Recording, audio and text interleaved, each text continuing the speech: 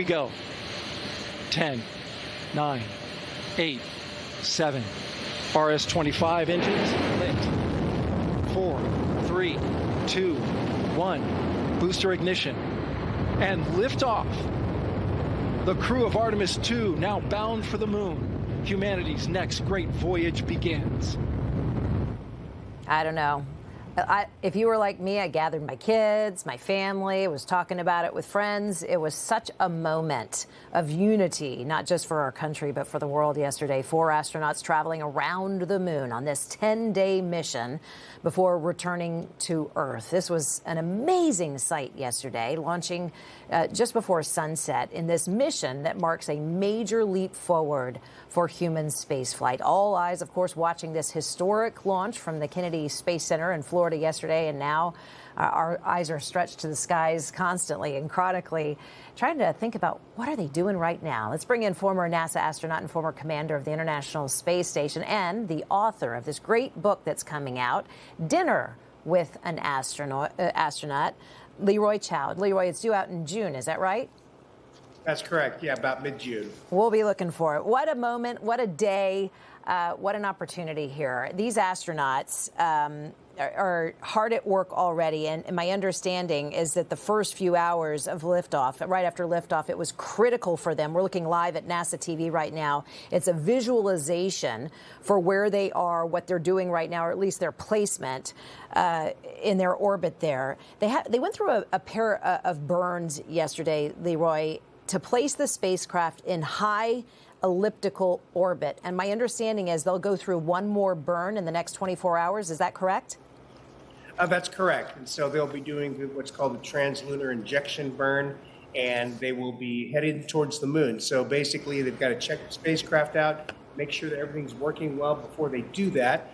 And then they're going to swing around the moon in what's called a free return trajectory. So they're going to use the moon's gravity to actually pull them back and send them back around towards the Earth. So very exciting stuff. They will actually become the farthest humans to travel, the humans to travel farthest from the Earth, even farther than the Apollo astronauts did.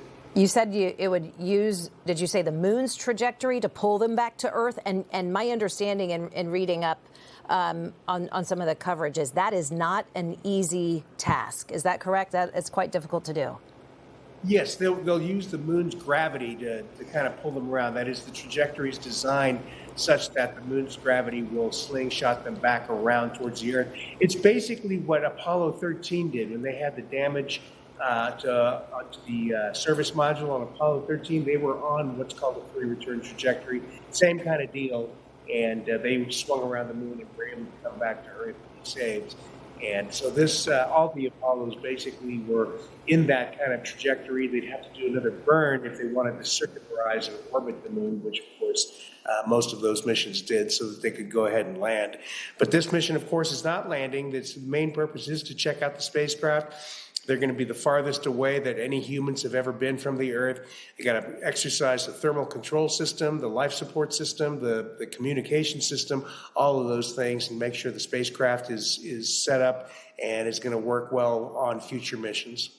Use the moon's gravity to really capitalize on the trajectory to get them back to Earth. Clarified that. And then you broke down what they're doing.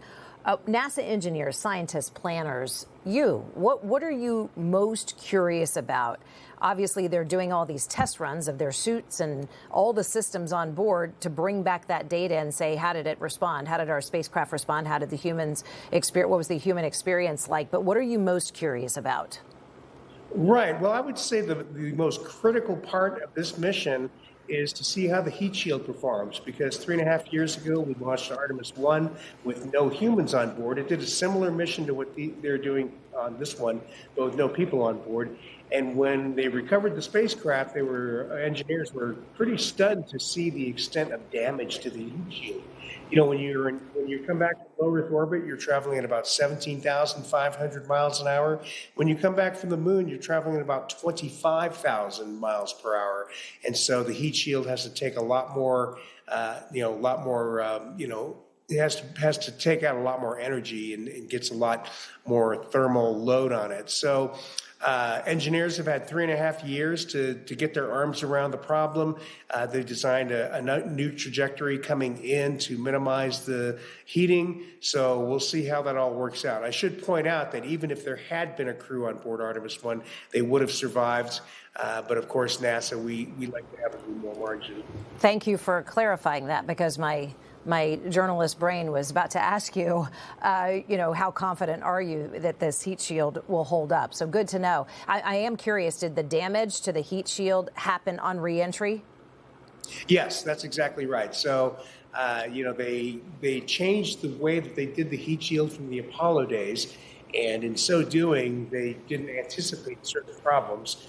And so they really took a long time, 3.5 years, to really get their arms around the technical issues and then come up with a solution. So I'm confident. I haven't been in detailed discussions with people about this, but just folks I've talked to and things I've read, it looks like they really are confident that they've got this problem solved. Well, so far, so good. Our thoughts and prayers are with, of course, the astronauts, the crew, and everyone at NASA. The president was celebrating last night when he addressed the nation and the world. It was the first thing he did. He was congratulating NASA and the crew on a really successful launch. Listen to this. Let me begin by congratulating the team at NASA and our brave astronauts on the successful launch of Artemis II. It was quite something. It will be traveling further than any manned rocket has ever flown and will very substantially pass the moon, go around it, and come back home from a distance that has never been done before. It's amazing. So this president, Leroy, has been laser focused on getting back to the moon, returning to space. He built the Space Force during his first term. He brought the Space Force back when they were pretty much sidelined during the last administration. This mission really is a key step toward landing on the moon, and that goal is set for 2028 by this administration. Well, that's right. And this was a big shot in the arm for us. This exploration program, and spanned many administrations, was originally started in 2004. So think about it. It's been 22 years. There have been left turns, right turns, starts, stops, and all those things, changes in direction.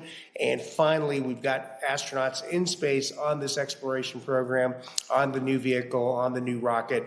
And I think it was a very much needed shot in the arm, very proud moment for the United States, showing our leadership in human spaceflight. And we are going to be leading the way back to the moon. So this was a very good shot in the arm yesterday. We are all celebrating the joy.